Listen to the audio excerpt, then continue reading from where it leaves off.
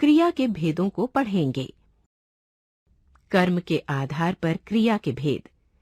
कर्म के आधार पर क्रिया के दो भेद होते हैं, क अकर्मक क्रिया, ख सकर्मक क्रिया।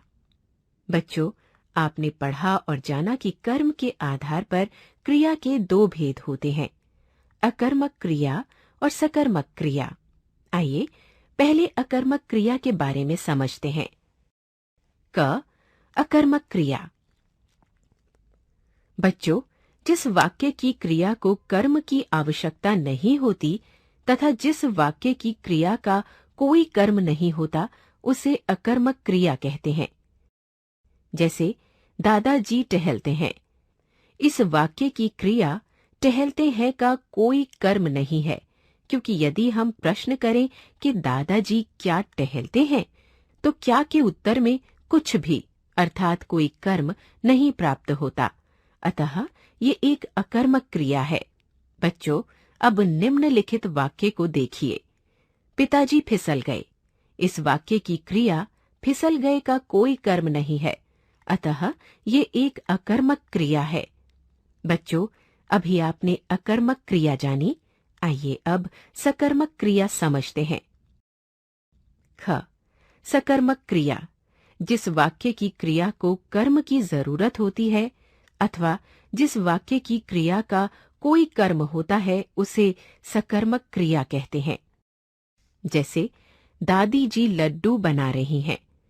इस वाक्य की क्रिया बना रही हैं का कर्म लड्डू है, क्योंकि यदि हम प्रश्न करें कि दादी जी क्या बना रही हैं, तो उत्तर मिलेगा लड्डू। अतः ये एक सकर्मक क्रिया है। बच्चों, अब निम्नलिखित वाक्य पढ़िए। सुलेखा गीत गाती है। इस वाक्य की क्रिया गाती है का कर्म गीत है, क्योंकि यदि कोई प्रश्न करे कि सुलेखा क्या गाती है, तो उत्तर मिलेगा गीत। अतः ये एक सकर्मक क्रिया है। बच्चों, अभी आपने अकर्मक और सकर्मक क्रियाएं पढ़ी। क्या आप जानते हैं कि अकर्मक और सकर्मक क्रिया की पहचान कैसे करते हैं? आइए मैं बताती हूँ। बच्चों, यदि किसी वाक्य की क्रिया के साथ क्या, किसे और किसको प्रश्नवाचक शब्द जोड़कर प्रश्न करने पर कोई उत्तर न मिले, तो वो क्रिया अकर्मक क्रिया होती है। किंतु यदि उत्तर मिले तो वो सकर्मक क्रिया है। जैसे हवाई जहाज उड़ता है। यदि इस वाक्य को पढ़कर कोई प्रश्न करे कि बच्चा हवाई जहाज क्या उड़ता है, तो कोई उत्तर नहीं मिलेगा।